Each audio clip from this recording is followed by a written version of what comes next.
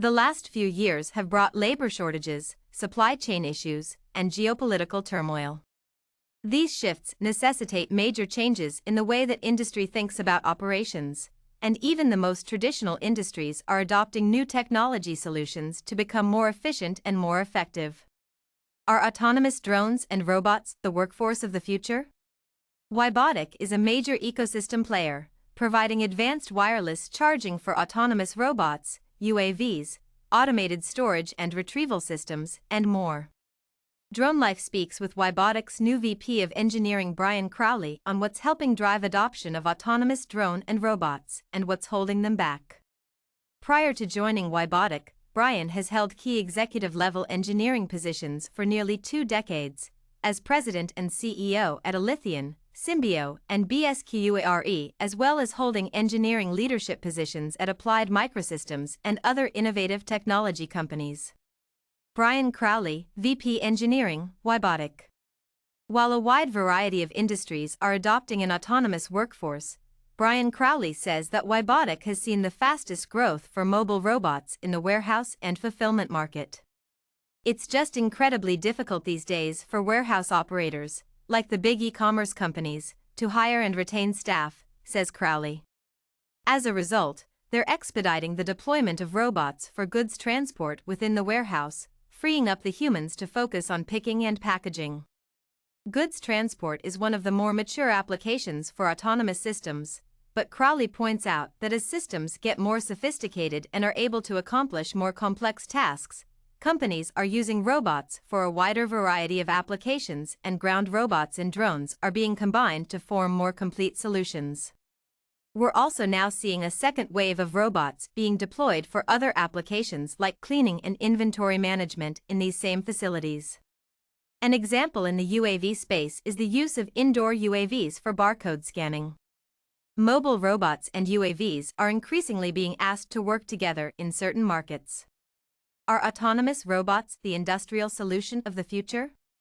While the pandemic may have given the industry a temporary boost, Crowley says that major demographic shifts around the world will continue to strengthen the demand for robotic solutions. There is no short-term solution to global labor shortages, says Crowley. In many parts of the world, the population is aging, so the pool of potential employees with the physical stamina for warehouse work is shrinking. This bodes well for continued growth in the use of autonomous robots. Once customers realize the benefits of implementing more autonomous systems, says Crowley, they tend to scale use throughout an organization. As these customers see large efficiency gains, a high ROI from the first wave of robotics, though, the smart ones are looking at more and more ways to automate other processes, he says.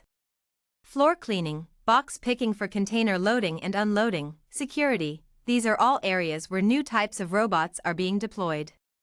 In the coming years, we see as much growth coming from new applications at existing robot users as we do from customers who are just now implementing robots for the first time. What's holding back adoption of autonomous drones and robotics? Crowley says that while regulations are certainly needed to expand the use of autonomous drones operating beyond visual line of sight, BVLOS, he sees a broader need for interoperability standards throughout the ecosystem. Of course, further easing of BVLOS regulations will also help increase adoption of those types of resident UAV systems that can be used for things like fire and emergency response, and repetitive inspections, comments Crowley. There is a great deal of value in being able to remotely plan and execute a mission, with the collected data also automatically coming back to use remotely, and data from the mission can be delivered. In the mobile robot space, we need more interoperability across robot types and brands, says Crowley. There is no need to have a different autonomous battery charger for each model of robot you own, and WiBotic already solves that problem with our universal wireless chargers, but it would benefit the industry in general if there were more interoperability standards for things like task sharing, communications, and navigation. Several industry groups are already working on this, he says. The same goes for the UAV market, where there has been an explosion of proprietary drone-in-a-box solutions from different vendors. But we hear from customers daily that they don't want to be locked into a single drone model or vendor and would prefer DIB platforms that work with a wide range of UAV models being used for different purposes.